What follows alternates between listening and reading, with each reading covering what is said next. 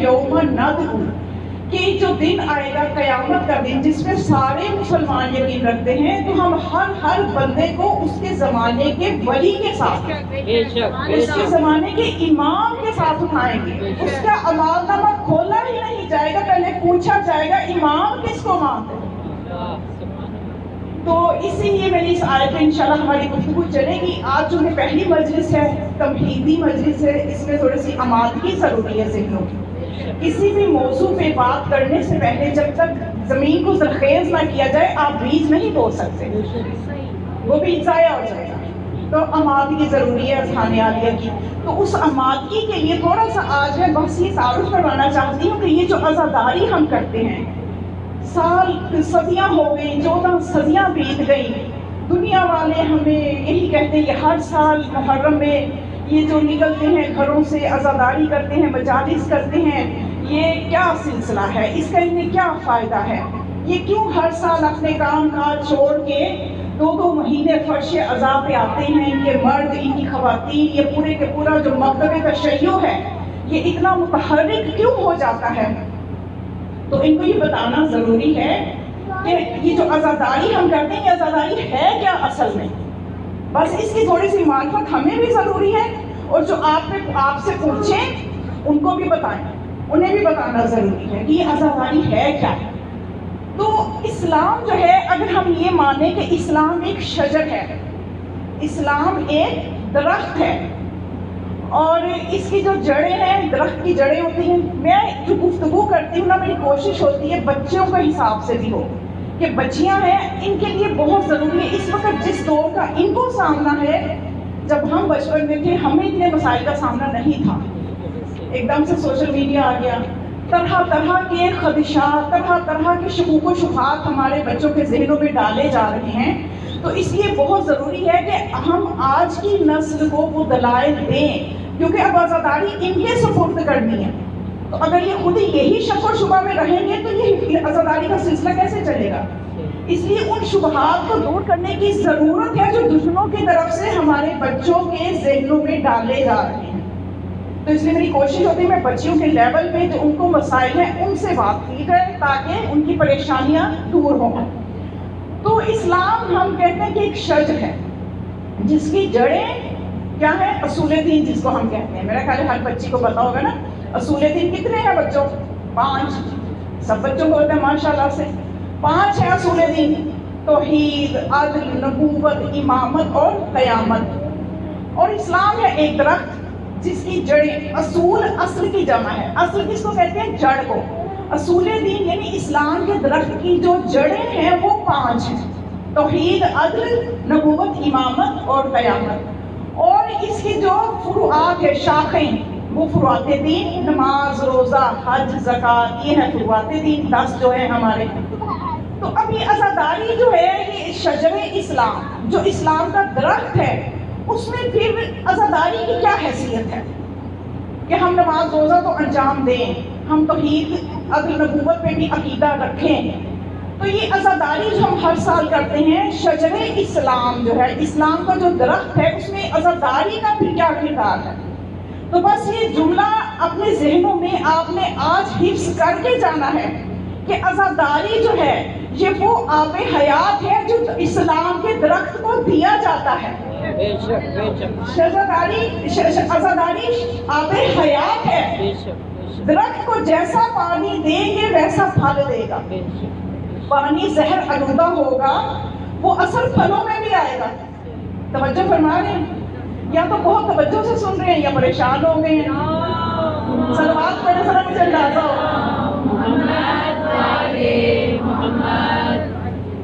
تو عزاداری کیا ہے؟ وہ آب حیات ہے. جتنا اچھا پانی جڑوں کو جائے گا پھل اتنا اچھا آئے گا. تو آج ہم دیکھ رہے ہیں کہ ہمارے مکتب میں اگر فرقے بن رہے ہیں، اتحاد کو ختم کیا جا رہا ہے، تو آپ کو سب سے پہلے کیا کام کرنا ہے؟ اگر درخت پھل اچھا نہ دے تو کیا کرتا ہے کسان؟ درختوں پہ پھلوں پہ کام نہیں کرتا، شاخوں پہ کام نہیں کرتا، جڑوں پہ کام کرتا ہے کہ اب میں نے کھاد کون سی ڈالنی ہے، اب میں نے پانی کتنا دینا ہے، کس وقت دینا ہے اور کیسا دینا ہے. عزاداری ہے آب حیات. آج ہمارے درمیان اگر مسائل آ گئے ہیں، پریشانیاں آ گئی ہیں، شبہ شبہات آ گئی ہیں، تو غور کریں نا آپ سب کہ اس درخت کو پانی کون سا دیا جا رہا ہے.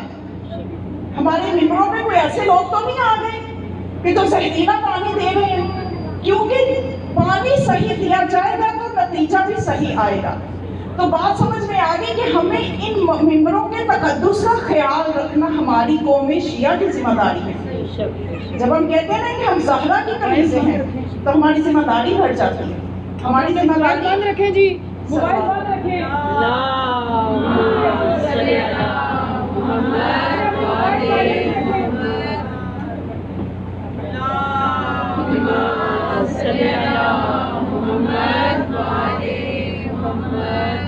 بس تھوڑا سا میں نے، اور کیونکہ میں نے بتایا نا آج کی مجلس تمہید ہے، تھوڑی سی مجھے آپ کے ذہنوں کی آمادگی چاہیے. جب یہ آمادگی انشاءاللہ ہو جائے گی تو آنے والے دنوں کے مجالس میں بہت کچھ لے کے جائیں گے. بس تھوڑی سی تمہید ضرور. کوئی بھی کتاب ہو، تمہید ہر کتاب سے پہلے آپ نے دیکھا نا ایک صفحہ ہوتا ہے تمہید کا، وہی ہم نہیں پڑھتے. ہم آگے سے فٹافٹ کتاب پڑھنا شروع ہو جاتے ہیں. ویسے اب تو کتاب کا رواج بھی کم ہوتا چلا جا رہا ہے. پتہ نہیں انسانیت کدھر جا رہی ہے. جو چیز کتاب سے پڑھی جاتی ہے وہ ذہن میں زیادہ رہتی ہے، جو موبائلوں سے پڑھی جاتی ہے نا وہ الجھن ذہن میں پیدا کر دیتی ہے. اور قرآن پاک بھی آج کل موبائلوں سے پڑھنا، میں آپ کو مشورہ دوں گی قرآن پاک اس کے نسخے سے پڑھیں، کتابت سے پڑھیں. اس کو دیکھ کے پڑھنے نہیں بھی پڑھیں گے، اس کو دیکھنے کا ہی ثواب ہے. اس کو کھولے تو صحیح.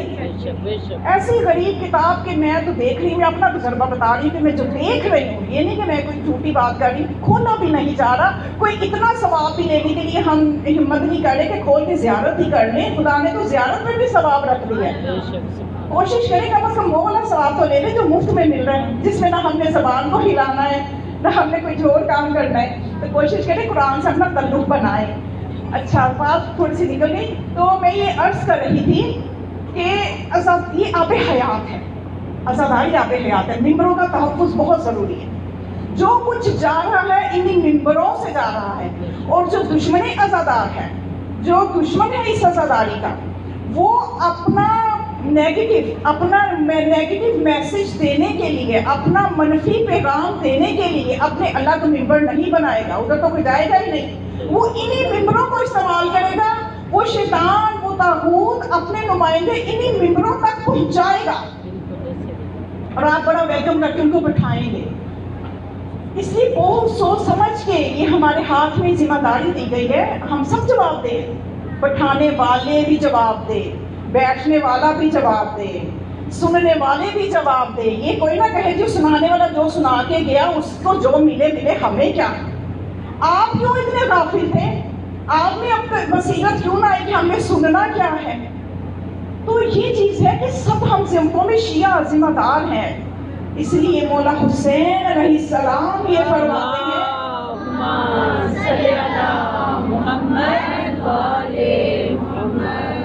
کہ ہمارا جو محب ہے وہ ہم سے محبت کرتا ہے، لیکن جو ہمارا شیعہ ہے وہ ذمہ دار ہے. وہ صرف محبت میں نہیں رکتا کہ بس قصیدے بھی پڑھ لیے، فضائل بھی پڑھ لیے. وہ ذمہ داری لیتا ہے کہ میری ذمہ داری کیا ہے، میں نے کرنا کیا ہے. وہ ہمارا شیعہ ہے. شیعہ کا درجہ بڑا بلند ہے. خدا کرے کہ ہم بھی کبھی اس درجے پہ جائیں. خدا ہمارے یہ محب کے درجے پہ ہمیں قبول فرمائے، اس کے بعد ہمیں شیعہ کے درجے پہ پہنچائے. تو بس میں عرض کر رہی تھی کہ یہ عزاداری جو ہے یہ کس چیز کا نام ہے. عزاداری ماشاءاللہ بہت اچھا سن رہے ہیں. میں بھی سارے پہلی مرتبہ ہی آپ کے درمیان میں آئی ہوں اور آپ مجھے پہلی دفعہ دیکھ رہے ہیں، میں آپ کو پہلی مرتبہ دیکھ رہی ہوں. انشاءاللہ بڑا اچھا تعلق بنے گا. میری کوشش ہوگی کہ میں آپ کی خوشی کے ساتھ ہی آپ کو اسی طرح سے آپ کو خوش رکھوں، ایسی چیز دوں کہ جس سے واقعاً ہمارے لیے اندر کوئی بیداری آ جائے، واقعاً وہ ہمارے لیے فائدہ مند ہو. گھر جائیں تو ہمیں پتہ چلے کہ ہم کچھ سن کے آئے ہیں، ہم کچھ لے کے آئے ہیں اس در سے. اور یہی سب سے بڑا تبرک ہے جو ممبر سے دیا جاتا ہے. یہ کہیں اور سے نہیں ملے گا، یہ یہیں سے ملے گا. تو یہ جو عزاداری ہے، عزاداری شعور کا نام ہے.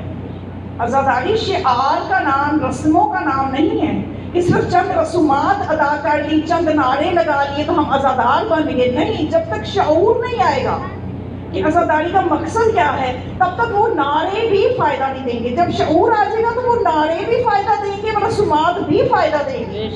رسومات ضروری ہیں، ایسا نہیں ہے کہ رسومات کے بغیر تو عزاداری ہی نہیں ہے. माशाल्लाह से जितनी हमारी शबीहें निकलती हैं, ज़ियारतें निकलती हैं, अलम निकलता है, ये सब लाजमी हैं, ये रसूमाती अज़ादारी हैं, ये अज़ादारी की जान है, ये अज़ादारी की जान है। और इनकी जो रूह है अज़ादारी की, वो शऊर है कि हमें शऊर होना चाहिए कि अज़ादारी होनी कैसे चाहिए, उसके अंदर खलूस होना चाहिए। बस मैं एक वाक़या आपको सुनाऊंगी। मेरा मसला मतलब ये है कि वाक़या के ज़रिए से मुझे लगता है कि मैं अपने पैगाम को ज़्यादा जल्दी आप तक और ज़्यादा आसानी से पहुंचा दूंगी, क्योंकि वाक़यात से चीज़ें बड़ी जल्दी आसान हो जाती हैं। एक वाक़या बस मैं आपको सुनाती हूँ, आपको पता चल जाएगा कि शऊर क्या है और शिआर क्या है और आज़ादारी को कैसा होना चाहिए। आप फिर खुद ये आप अपने अपने जगह पे खुद आप अपना जायज़ा खुद लेंगे। हुआ ये कि एक मरतबा कूफा में कहत पड़ गया। जब कहत पड़ा, ये मौला कायनात की खिलाफत से पहले की बात है, अभी मौला ने कूफा को अपना दारुल हुकूमत नहीं बनाया था, अभी मौला खलीफा नहीं बने थे, ये उससे पहले की बात है। कूफा में कहत पड़ गया, तो उस वक्त लोगों के अपने अपने कबीले थे, कबीलों पे सरदार हुआ करते थे, अपने अपने कबीले पे सरदारी करते थे। जब कहत पड़ा तो एक कबीले के सरदार ने कोई 10-15 ऊँट ज़िबा किए और उसका गोश्त गरीबों में भी बांटा और दूसरे कबीले के सरदार को भी कुछ भिजवा दिया। अब ये दूसरे कबीले के सरदार के पास जब गोश्त आया, उसने कहा इसने मुझे गरीब समझा कि मुझे गोश्त भिजवाया।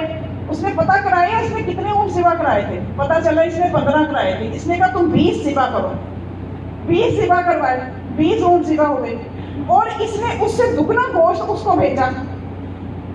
अच्छा, जब उसके पास गोश्त गया तो उस तक अफवाह ये पहुंची कि उसने तुम्हें बदला लिया और उसने तुम्हें गरीब समझा।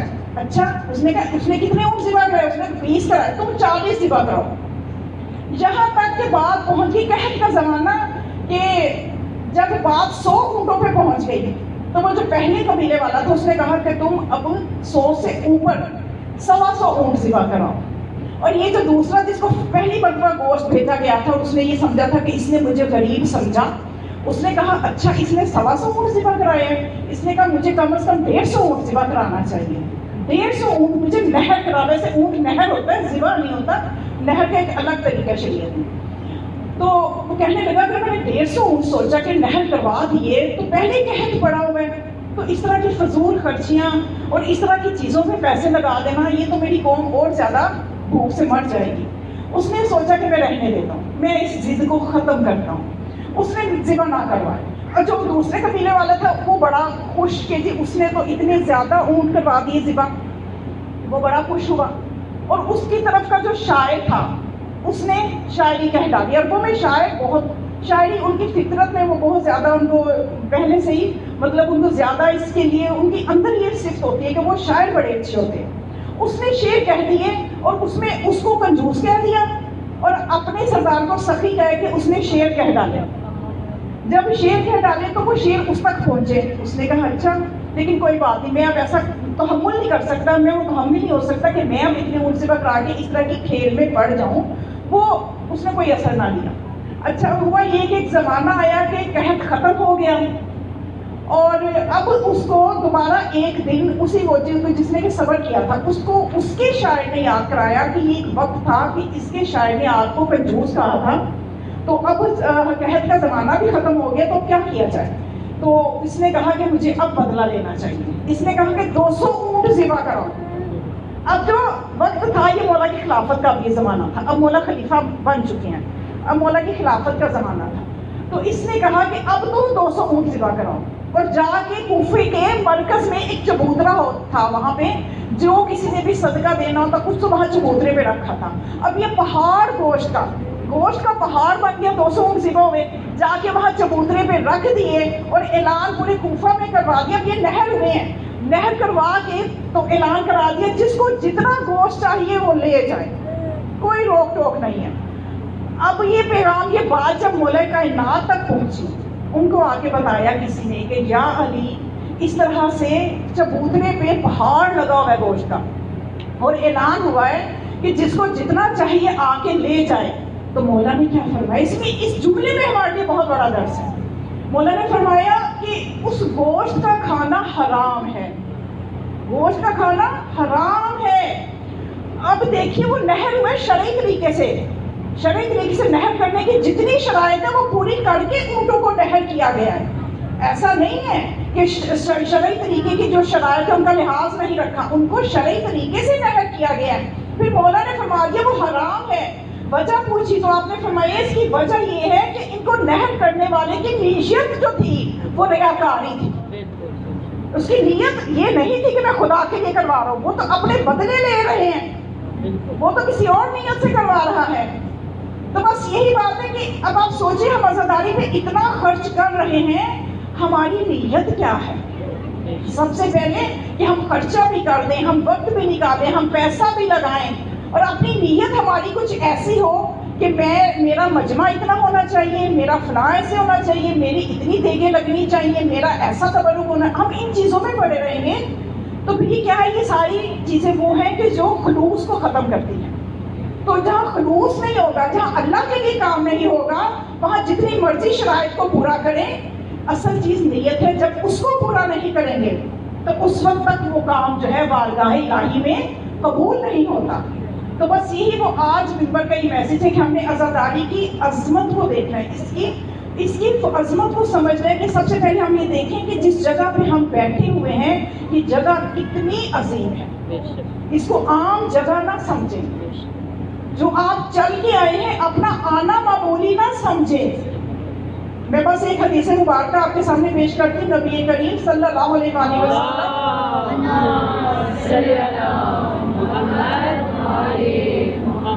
بارے دیگر صلوات.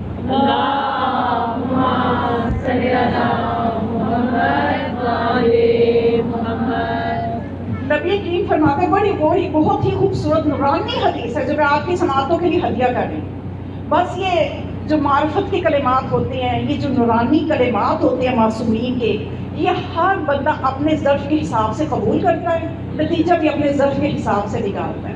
آپ ماشاءاللہ یہاں بہت اچھے افراد, آپ بہت اچھی مہمانات یہاں بیٹھی ہوئی ہیں, اور مجھے آپ کا یہ جو سننے کا انداز بہت پسند آ رہا ہے. کتنی محبت سے, کتنی توجہ سے آپ سن رہی ہیں ماشاءاللہ سے. اسی سے ظاہر ہو رہا ہے کہ آپ کو کتنی محبت ہے ذکر محمد و آل محمد سے. آپ کے یہ سننا بتا رہا ہے کہ آپ کو کتنی محبت ہے. تو نبی کریم یہ فرماتے ہیں, من خرج فی بیتہ ان یطلب من العلم وهو سالک علی سبیل الجنہ. نبی کریم فرماتے ہیں کہ جو اپنے گھر سے نکلتا ہے یہ نیت لے کے نکلتا ہے کہ میں نے علم سیکھنا ہے, تو اس وقت وہ گلیوں سے چل کے نہیں آ رہا, وہ جنت کے راستے پہ چل کے آ رہا ہے. وہ جنت کے راستے پہ چل کے آ رہا ہے. اب آپ کا یہ چل کے آنا یہاں تک سمجھے کہ آپ یہ مظفر آباد کی گلیوں میں نہیں چل کے آئی, آپ جنت کے راستوں پہ چل کے آئی ہیں. اور اس میں کوئی مسلمان شک نہ کرے کہ یہ اپنی مدرسوں کی اتنی اہمیت بنا لیتے ہیں. تو میں ایک حدیث برادران انہیں اہل سنت کی کتاب سے بھی آپ کو سنا دیتی ہوں. آج جو بچے 8ویں کلاس میں وہ گواہی دیں گی, ان کی اسلامیات کی کتاب میں یہ حدیث موجود ہے. میں پڑھاتی بھی ہوں نا, تو اس لیے اس میں یہ حدیث موجود ہے احادیث نبوی کے باب میں. عائد المریض ہی کہ جو کوئی مریض کی عیادت کر کے لوٹتا ہے, جانے اور واپس آنے تک وہ جنت کے راستے پہ ہوتا ہے. سبحان اللہ. تو میں کہتی ہوں کہ جو عام مریض کی عیادت کے لیے جائے تو وہ جنت کے راستے پہ ہوتا ہے. تو جس جگہ پہ انسان حر بن جائے, علاج ایسا ہو کہ حر بن جائے, تو اس مجلس میں جانے کے لیے راستہ حسینیت زندہ باد, حسینیت زندہ باد, حسینیت زندہ باد, یزیدیت مردہ باد, یزیدیت مردہ باد. محمد آل محمد بلند تر صلوات. اللہم صلی علی محمد و آل محمد. تو یہ جو عزاداری ہے, یہ جو زمین ہے, یہ جو فرش عزا ہے جس پہ اس وقت آپ تشریف فرما ہیں, یہ فرش جو ہے, یہ فرش روز قیامت آپ کی شفاعت کروائے گا. سبحان اللہ. یہ روز قیامت آپ کے لیے گواہ بن جائے گا. اب یہاں پہ مجھے ساتھ ساتھ ثبوت اس لیے میں نے بتایا نا کہ آج کے بچوں کو شکوک سے نکالنا ہے. تو اب کوئی کہہ دے جی یہ اپنی جب انہوں نے محفل لگانی ہوتی ہے تو یہ وہاں کی گواہ بھی بنا دیتے ہیں, زمین کو بھی گواہ بنا دیتے ہیں کہ وہ زمین گواہی دے گی, وہ زمین شفاعت کروائے گی, وہ زمین ان کے لیے گواہ بن جائے گی.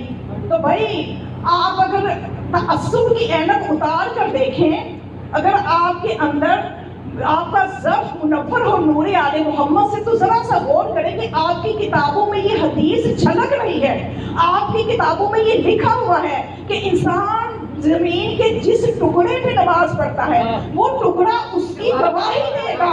تو جو نماز جہاں پڑھی جائے وہ ٹکڑا گواہی دے. تو جو نماز کو جس نے بچایا ہو، نماز کو جس نے بچایا ہو، اگر اس کا ذکر ہو جائے،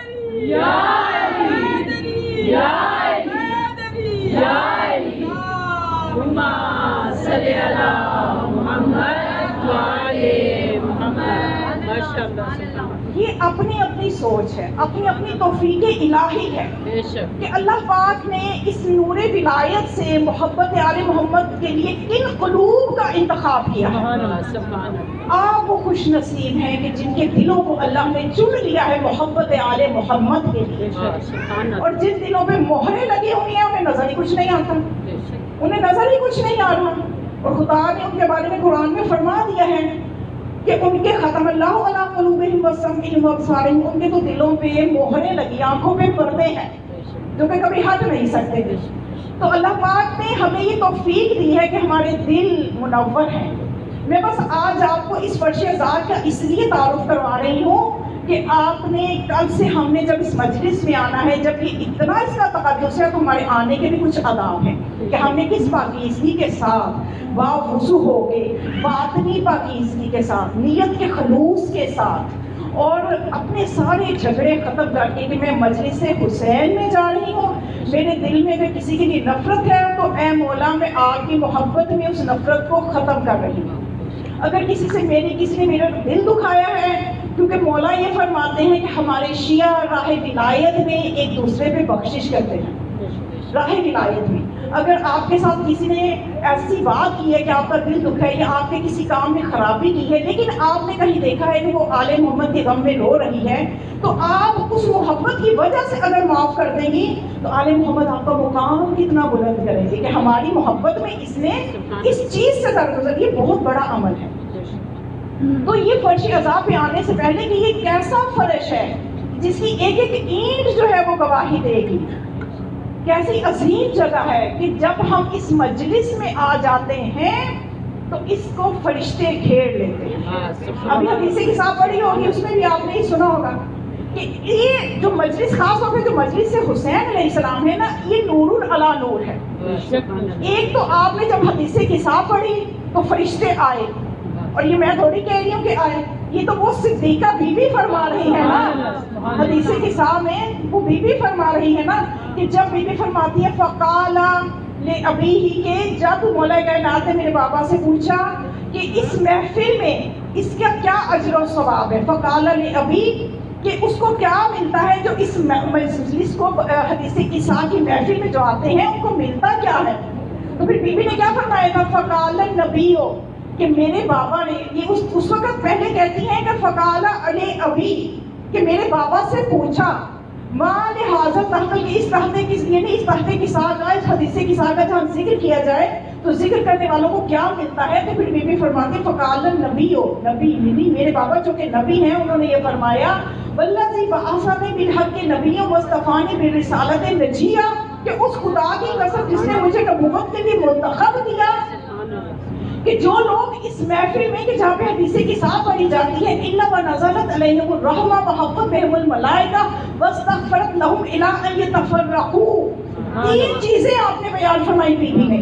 بی بی نے فرمایا کہ جو اس مجلس میں بیٹھ جاتا ہے کہ جہاں پہ ہماری یہ حدیث بیان کی جا رہی ہو، الا ونزلت علیہم الرحمہ، ان پہ رحمتیں نازل ہوتی ہیں، واستغفرت لہم حفت بہم الملائکہ، ملائکہ ان کو گھیر لیتے ہیں، یعنی اتنے فرشتے ہیں کہ ان کو گھیر لیتے ہیں. واستغفرت لہم، ان کے لیے استغفار کرتے ہیں. کب تک استغفار کرتے ہیں؟ الا ان یتفرقوا، جب تک وہ متفرق ہو کے اپنے گھروں کو نہیں چلے جاتے. اب آپ بیٹھی ہوئی ہیں، فرشتوں نے گھیرا ہوا ہے، آپ کے لیے استغفار ہو رہا ہے. اب یہ چیز دیکھیں جب بیان کی جاتی ہے ہم ممبروں سے، تو آج کے بچوں کے دماغ خراب کرنے کے لیے بھی کہاں نظر آ رہے ہیں فرشتے. بچے، اگلی نسلیں بڑی عجیب ترین نسلیں آتی جا رہی ہیں، معذرت کے ساتھ ان نسلوں سے وہ موجود ہوں گی یہاں پہ، کیونکہ ان کے ذہنوں کو کیپچر کیا جا رہا ہے تاکہ یہ عزاداری جو ہے یہ آگے اگلی نسلوں تک نہ جائے، حالانکہ یہ ان کی خام خیالی ہے۔ اس عزاداری کو کون مٹا سکتا ہے کہ تاریخ میں دیکھیں کتنا روکنے کی کوشش کی گئی، کتنا پیسہ خرچ کیا گیا، کتنی حکومتوں نے کوششیں کی، جتنا ذکر حسین کو دبانے کی کوشش کی اتنا ہی پھیلتا چلا۔ تو اب یہ کہاں ہے جی فرشتے نظر تو آ نہیں رہے؟ بھئی آپ مجھے یہ بتاؤ، سائنس نے آج یہ ثابت کیا ہے کہ اگر کوئی چیز محسوس نہیں ہو رہی تو اس کے وجود سے انکار نہیں کیا جا سکتا۔ یہ ایک اصول ہے کہ کسی چیز کا نظر نہ آنا اس کے نہ ہونے کی دلیل نہیں ہے۔ اب یہ آکسیجن ہے، آکسیجن کے بغیر ہم ایک منٹ نہیں نکال سکتے، کتنی مرتبہ ہم سانس لیتے ہیں، ہر چیز سائنس نے ثابت کر دی ہے کہ 1 گھنٹے میں 1 منٹ میں انسان کتنی مرتبہ سانس لیتا ہے۔ یہ آکسیجن کسی کو آج تک نظر آئی ہے؟ وجود کا انکار نہیں کر سکتے۔ روح کے اوپر سب کا یقین ہے کہ روح جب نکل جائے بندہ کسی کام کا نہیں رہتا، تو روح کسی کو نظر آئی ہے، سب کا یقین ہے۔ تو بہت سی چیزیں جو ہمیں نظر نہیں آتی لیکن ہمارا یقین ہے۔ تو اسی طرح سے یہ اس صادق کا کلام ہے کہ جو فرشتوں پہ ایمان ہمارے ایمان کا حصہ ہے، جو قرآن میں سورہ بقرہ کے آغاز میں ہی جب متقین کا تعارف کرواتا ہے تو کوئی اور صفت پہلے ذکر نہیں کرتا۔ خدا فرماتے ہیں متقین کون ہے؟ خدا فرماتے ہیں یؤمنون بالغیب، جو غائب پر ایمان رکھتے ہیں۔ اس کے بعد اس کی نماز روزوں کا ذکر ہے کہ وہ نماز پڑھتے ہیں تو ہم نے جو دیا اس میں سے خرچ کرتے ہیں، وہ سب بعد میں ہے، پہلے غائب پر ایمان رکھو۔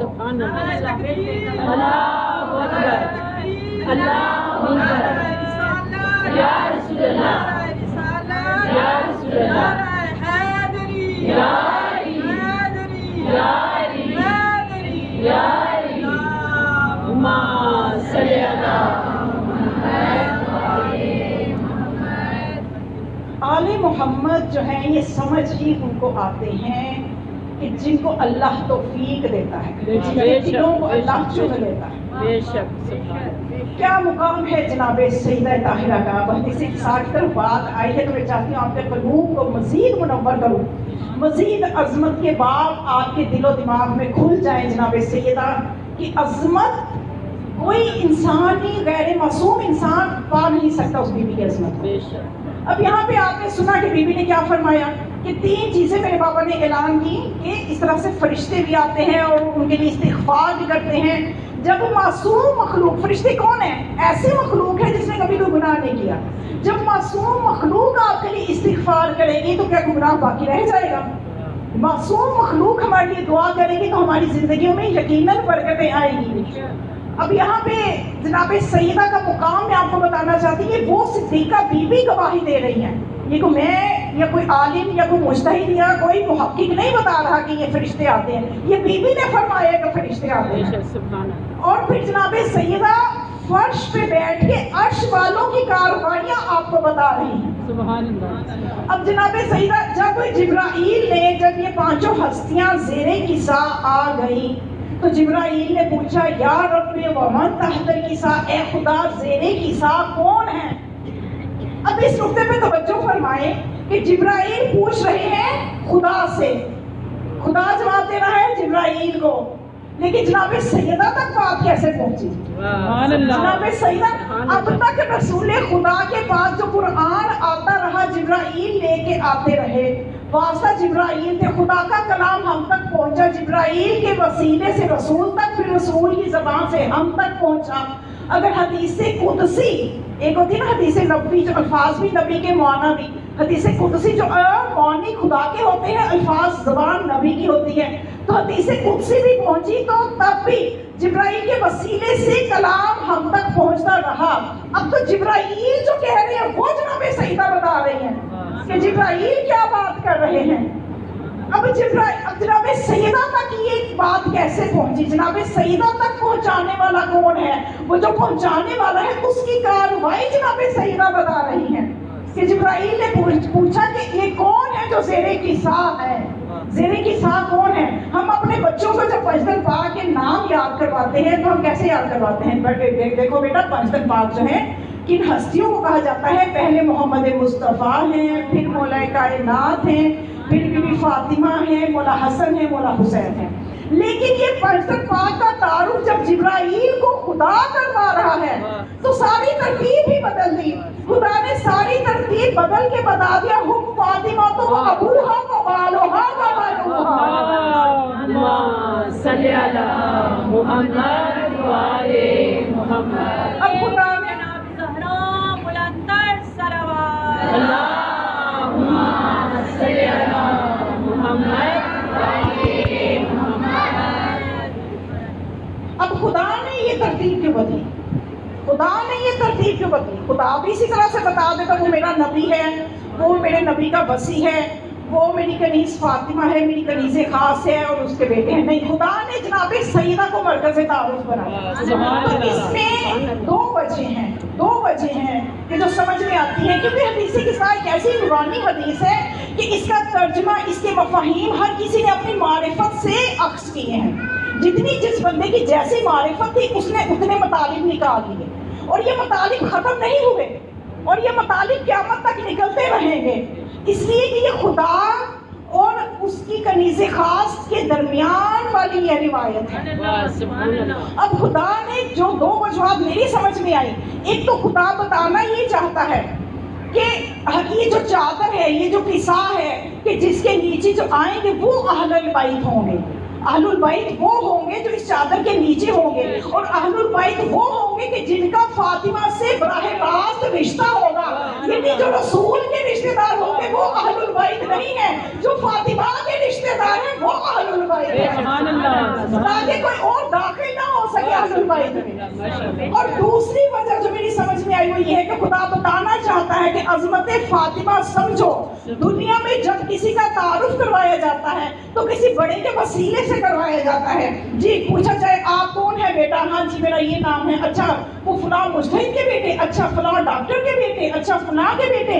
یہاں چھوٹا جو ہے اس کا تعارف بڑے کے وسیلے سے ہوتا ہے، لیکن یہاں سب کا تعارف فاطمہ کے وسیلے سے کروایا جا رہا ہے. خدا بتانا یہ چاہتا ہے کہ اگر فاطمہ محمد کی بیٹی نہ بھی ہوتی، اگر فاطمہ علی کی زوجہ نہ بھی ہوتی، حسنین کی ماں نہ بھی ہوتی، تب بھی فاطمہ فاطمہ ہے. فاطمہ اپنے مقام کے لیے کسی نسبت کی محتاج نہیں ہے.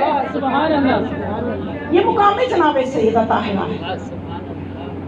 اسی لیے خدا نے بڑی اس حدیث کے سامنے ایسے ایسے نورانی کلمات اور ایسے ایسی چیزیں، ایسے ایسے معانی اور مطالب ہیں کہ جناب سیدہ کی عظمت کے باب کھلتے ہی چلے جاتے ہیں. خدا نے ان کا تعارف کہ یہ وہ ہے کہ جو اہل البیت نبوہ ہیں. اہل بیت نبی نہیں ہے، اہل بیت نبوت ہے. یہ نبوت کے اہل بیت ہے. معدن الرسالہ، یہ رسول کی کان ہے، یہ رسالت کی کان ہے. یعنی اگر رسالت بچتی ہے تو ان کے صدقے سے، ولایت بچتی ہے تو ان اہل البیت کے صدقے سے بچتی ہے. ان کے مقام کو خدا بتانا چاہتا ہے کہ ان کے مقام کو سمجھ لو. ان کے مقام کو سمجھنا اس لیے ضروری ہے کہ جو نظام ولایت میں نے اس دنیا میں نافذ کرنا ہے وہ ان کے صدقے سے چلنا ہے، ان کے صدقے سے نافذ ہونا ہے. تو بس میں تھوڑی سی آپ کو وہاں تک لے آئی. اب میں بس تھوڑا سا اس آیت پہ جس کی تلاوت کی آج بس تھوڑا سا اشارہ کروں گی، وہ مسائل کی طرف آ جاؤں گی. کل انشاءاللہ اس آیت پہ ہم مزید بات کریں گے. تو یہ جو آیت میں نے آپ کے سامنے سورہ بنی اسرائیل کی آیت نمبر 71 آیت نمبر 71 یوم ندعو کل اناس بامامہم، کہ ہم ہر بندے کو اس کے امام کے ساتھ کھائیں گے. تو بس تھوڑی سی روشنی آج اتنی ہی ڈالوں گی کہ یہ وہ آیت ہے کہ جب مولا حسین علیہ السلام مدینہ سے نکل کے کربلا کی طرف جا رہے تھے، تو جب آپ مقام ثعلبیہ پر پہنچے، مقام ثعلبیہ پہ پہنچے تو وہاں پہ ایک شخص آپ کے پاس آیا اور اس نے اسی آیت کی تلاوت کی اور اس نے کہا کہ یبن رسول اللہ، اے نواز رسول، اس آیت کا کیا مطلب ہے؟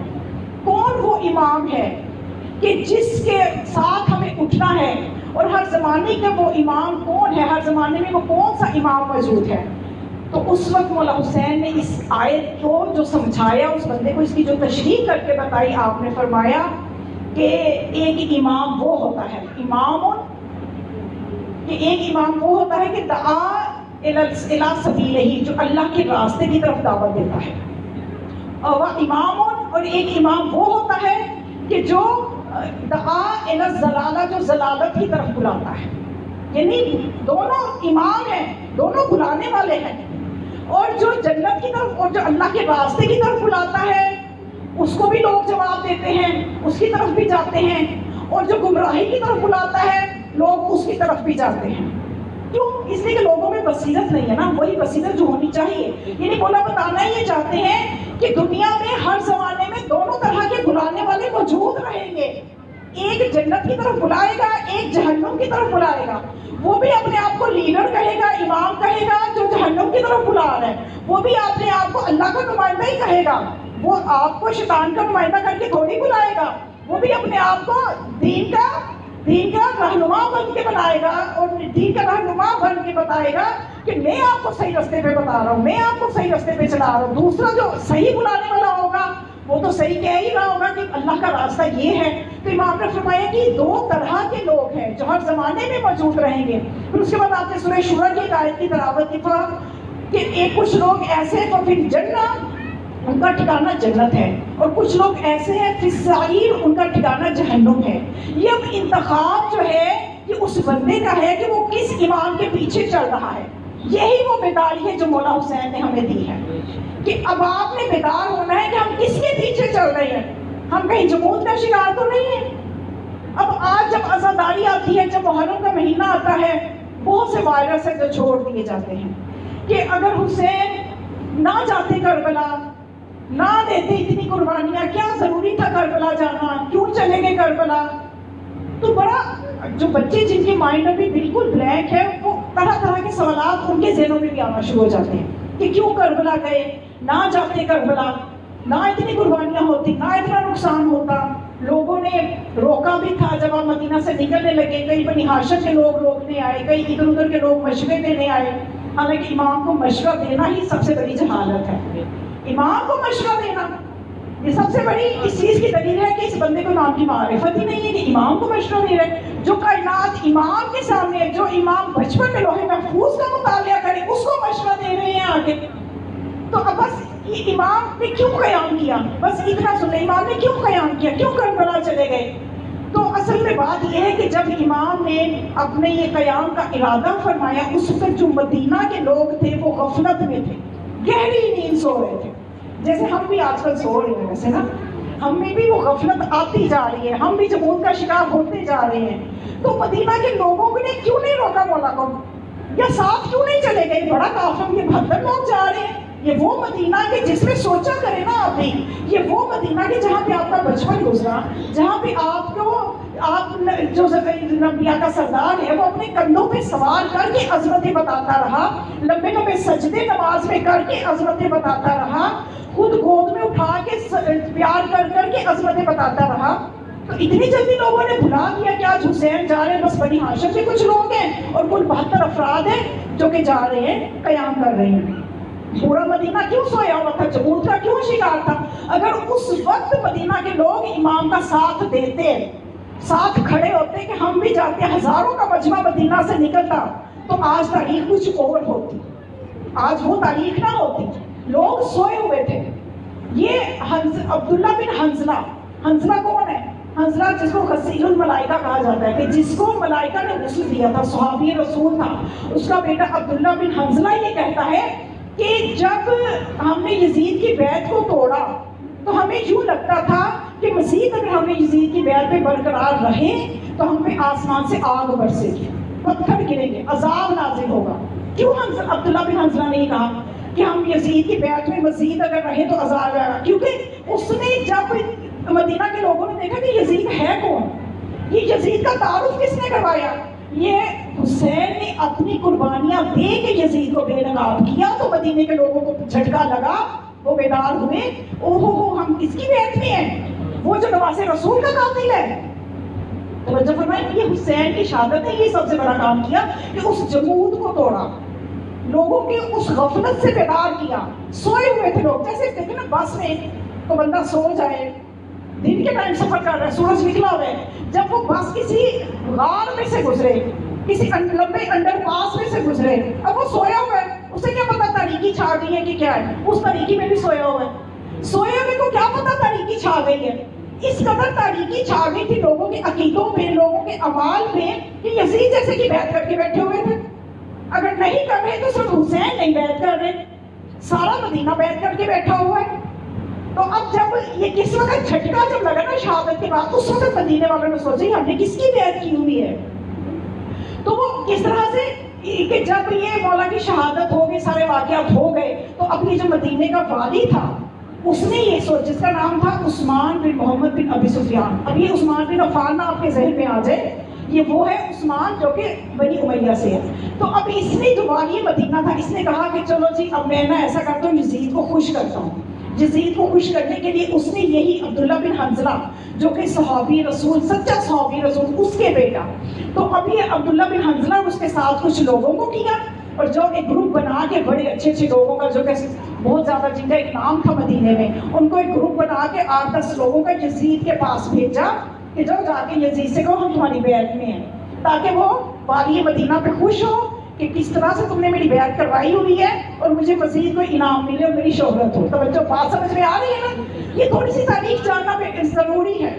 نہیں جانیں گے تو ہم فلسفہ عزاداری مقصد حسین سمجھ نہیں سکیں گے. اگر یہ تھوڑی سی میں تاریخ ساتھ بتاؤں گی تو اس کو بھی آپ کو ہضم کرنا ہوگا. تو اب یہ جب یہ گروہ گیا نا وہاں پہ یزید کے پاس، تو یزید نے بھی ان کی خوب خدمت کی کہ انہوں نے جو جا کے کہا کہ ہم تمہاری بیعت میں ہیں، تو اس نے بھی ان کی خوب خدمت کی، اور واپس جب یہ آنے لگے تو انہیں خوب انعام و اکرام دے کے واپس کیا، تحفے تحائف دیے، جا کے میری اور شہرت کرے کہ واہ جی بھائی یزید نے ہماری بڑی خدمت کی اور ہمیں اتنے تحفے تحائف دیے کہ اس نے واپس بھیجا ہے. اب ہوا یہ کہ جب یہ واپس آئے تو بجائے اس کے کہ یہ یزید کے قصیدے پڑھتے، انہوں نے آ کے یزید کے کرتوت لوگوں کو بتا دیے کہ وہ تو بندروں سے کھیلتا ہے، اسے تو ماں بیٹی کی تمیز نہیں ہے، وہ تو ہر وقت شراب کے نشے میں دھت رہتا ہے. وہ تو اس کی ساری حرکتیں جب آ کے بتائی تو لوگوں کو اکسایا کہ بے وقوفو تم کس کی بیعت میں ہو، سوئے پڑے ہو، کس جمود میں ہو کیا اس. اور جب لوگوں کو اس کی کرتوت سمجھ میں آئے کہ یہ یزید اور اس نے نواز رسول کو شہید کیا، پھر انہیں بات سمجھ میں آئی کہ ہم تو بہت بڑی غفلت میں ہیں. اس وقت پھر عبداللہ بن حنظلہ نے کہا کہ اگر ہم مزید یزید کی بیعت میں رہیں گے آسمان سے بجلیاں ہم پہ گر جائیں گی. تو لوگوں نے یزید کی بیعت کو توڑ دیا. جب یزید کی بیعت کو توڑا، یزید کو یہ خبر پہنچی تو اس نے پھر وہ واقعہ ہررا ہوا کہ مدینے میں اس نے اپنی فوج بھیجی جنہوں نے مدینے کی حرمت کو، مسجد نبوی کی حرمت کو پامال کیا، کعبہ کی حرمت کو پامال کیا، کعبہ کو تباہ کیا، وہاں پہ گھوڑے باندھے، طواف معطل ہو گیا، مسجد نبوی میں صحابیات جو تھی ان کی عزتوں کو لوٹا گیا. اور اس وقت جائے امن جو تھا وہ صرف امام سجاد علیہ السلام کا گھر تھا، کیونکہ آپ نے اس قسم کے قیام سے دور رہے. آپ مصلحت امامت مشیت الہی کو سمجھتے تھے کہ آپ کی ذمہ کون سا کام ہے، آپ اس قیام سے دور رہے. آپ کا گھر جائے امن تھا، اور وہاں پہ وہ واقعہ ہمیں سمجھتے پھر آتے کہ جب مروان جیسا ملعون پناہ لینے کے لیے اپنی فیملی کے ساتھ آیا، مولا نے اس کو بھی پناہ دے دی. یہ ہے کردار سید سجاد. تو یہ کام کیا تھا مولا کے قیام نے، یہ کام کیا تھا مولا کی شہادت نے. مگر نہ سوئی رہتی امت. آج یزید کے دین پہ ہم بھی عمل کر رہے ہوتے، آج ہم بھی یہی سمجھ رہے ہوتے کہ جو یزید کا اسلام ہے وہی اسلام ہے. یہ ہے مولا حسین کی شہادتوں کا جو مقصد تھا، وہ یہ تھا. اور یہ جو اسلام آج ہمارے پاس ہے، ایک معمولی قربانیوں کے بعد ہمارے ہاتھ نہیں آیا. اب یہ ہمیں چاہیے کہ اگر ہم جب نماز کے لیے سستی کریں تو ہمیں یہ سوچنا چاہیے اس نماز کے لیے کون کون قربان ہوا ہے. اس نماز کے لیے حسین نے اپنے 6 ماہ کے علی اصغر کو بھی قربان کیا ہے. اس نماز کے لیے اپنے 18 سالہ شفیع رسول کو بھی قربان کر دیا. کسی قربانی سے دریغ نہیں کیا تو اس نماز کے لیے. تو بس آج آپ اتنا سوچ لیں کہ اسی نماز کے لیے ہم سستی کریں، 5 منٹ کی نماز کے لیے سستی کریں، اور دن میں 4 مجلسیں تو سن لیں اور 5 منٹ کی نماز نہ پڑھیں، تو ہم نے پھر عزاداری کے مقصد کو پورا نہیں کیا. ہم نے صرف اپنے مقاصد کے لیے عزاداری کو استعمال کیا ہے. یہ بہت گہری بات ہے جو میں نے کہی ہے، جس نے سمجھ لی سمجھ لی. یہ میں نے ایک اور جگہ بھی یہ جملہ کہا تھا، اور یہ میں پیغام کے طور پہ کہتی ہوں کہ اگر ہم نے مقصد عزاداری کو حاصل کرنا ہے تو دیکھیں وہ قربانیاں تھی کس لیے ہیں.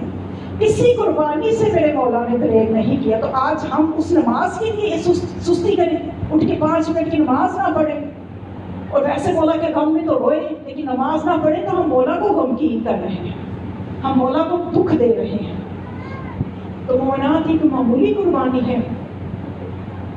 جناب سیدہ فاطمہ زہرا نے اپنے حسین کی قربانی، اپنے حسین کا غم.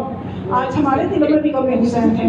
آپ کے دل میں مولا کی محبت ہے، نام آتے ہی آنکھوں میں آنسو آ جاتے ہیں. اس میں حسین کی تاثیر ہی ایسی ہے، اس میں حسین میں اثر ہی ایسا خدا نے رکھ دیا ہے کہ کوئی مومن یہ نام سنتا ہے تو آنکھیں نم ہو جاتی ہیں. آج ہمیں اتنی محبت ہے، سوچیے اس حسین سے زہرا کو کتنی محبت ہوگی. ہمارے غم کا یہ حال ہے کہ ہم جب سے پیدا ہوئے روئے ہیں، لیکن ہمارا یہ رونا بند نہیں ہو رہا. تو جناب سیدہ کے دل کی کیفیت کیا ہوگی؟